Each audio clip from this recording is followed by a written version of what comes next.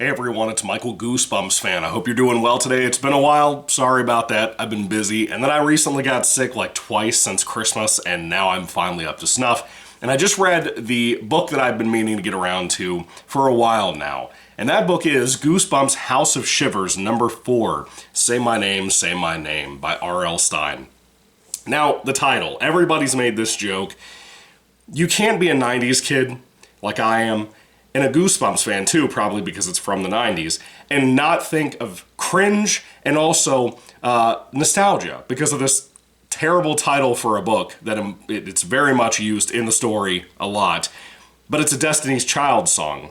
Not the biggest Destiny's Child fan. It is what it is. But again, cringe and nostalgia, can't help but laugh about it. Brought back a lot of memories when I saw this book was coming out and everybody started talking about it on YouTube last year because that title's rough, man.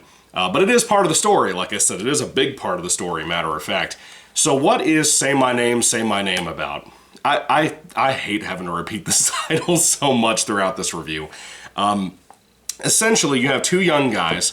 And by the way, this is on the weaker end of the newer books and releases from this new era of Goosebumps, House of Shivers, or the previous one with Slappy World. This is one of the worst ones, easily. Because of how predictable it is, but also because of where it ends up by the end of it. It's 145 pages of pure disappointment most of the time. This is not going to be a positive review. Maybe many of you are excited about that. I don't know. But anyway, so the story is about two young boys, our main character Cody and his best friend Sam, who loves to play computer games and actually program them using AI.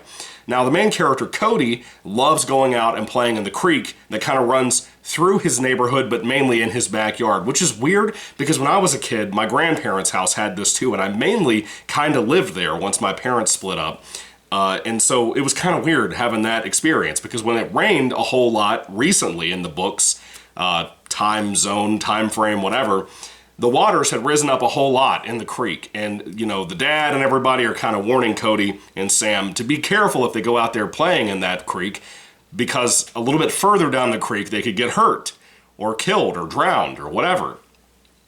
And so basically Cody and Sam get away from the video game that Sam's been playing and they go out to go play in the creek and they bring Cody's dog, which I think his name was like Ollie or something. I don't know. I don't remember pet names in books most of the time.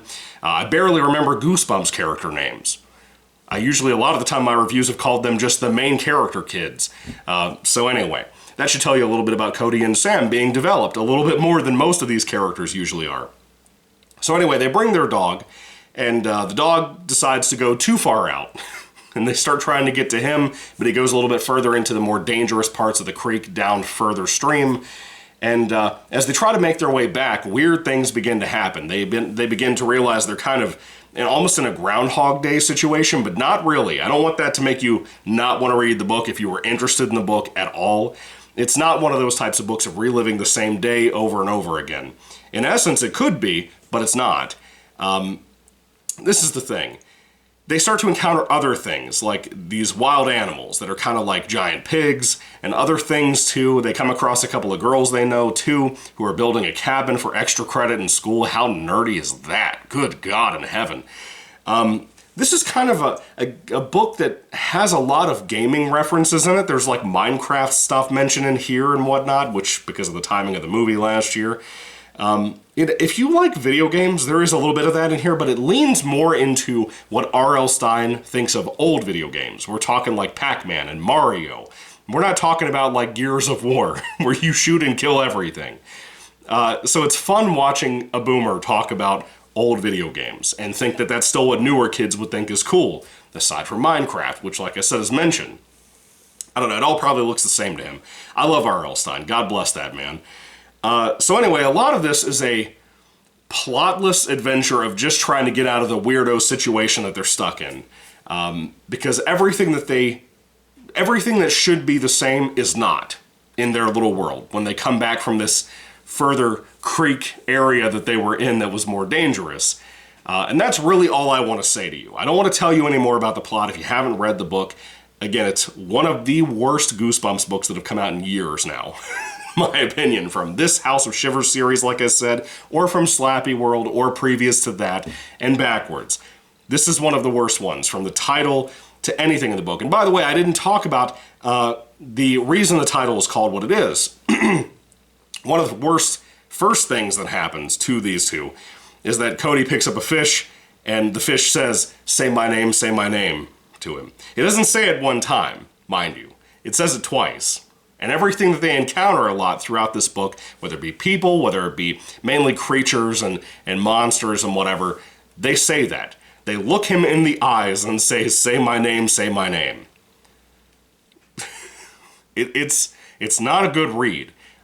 So anyway, by the way, as much as I don't love Goblin Monday, this is probably the worst of all of the House of Shivers books, at least so far. I started Last Sleepover, or whatever it's called, right now. Like literally a few minutes ago before I started recording this. I don't have any thoughts yet. But I will review that, God willing, here soon. This is easily the worst of the House of Shivers right now. We'll see what Camp Bigfoot brings in like a week or two. Whenever that's coming out, I think it's like a week away. No, it's gotta be 2. Anyway, whenever that gets here, I'm gonna try to read that as well as soon as it shows up.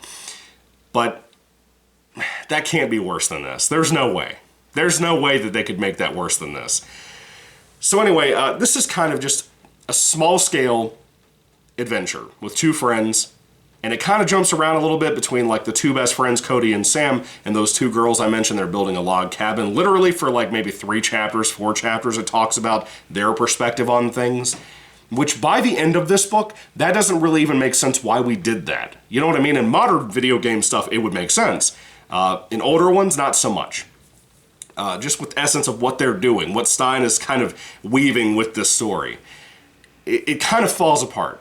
And I'm going to tell you honestly, by the end of the book, I was so annoyed and irritated today when I read the last 20 pages. While my wife was getting ready to go to work, I had to go out shopping a little bit briefly, get some clothes, and I couldn't help but be disappointed when I was going away and had to put my thoughts together before coming back to review this.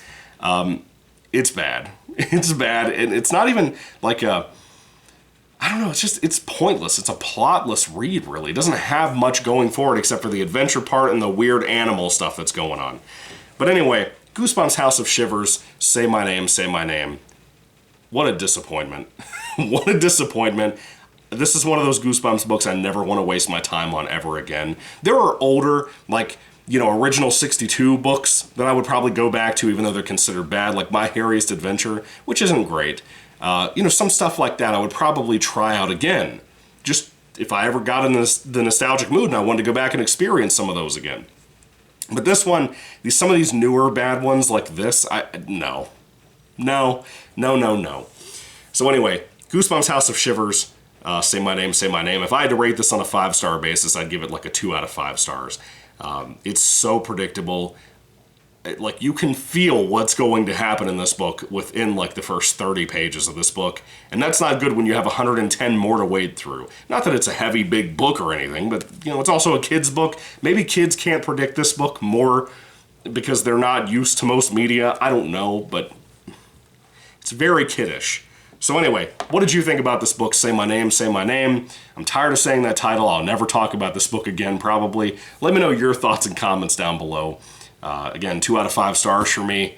That's all I can be willing to give it. So thank you all for watching, guys. God bless you all. Hope to see you soon with the next review for the next House of Shivers book. I think it's Last Sleepover. Tune in for that. God bless you guys. Have a great one, and goodbye.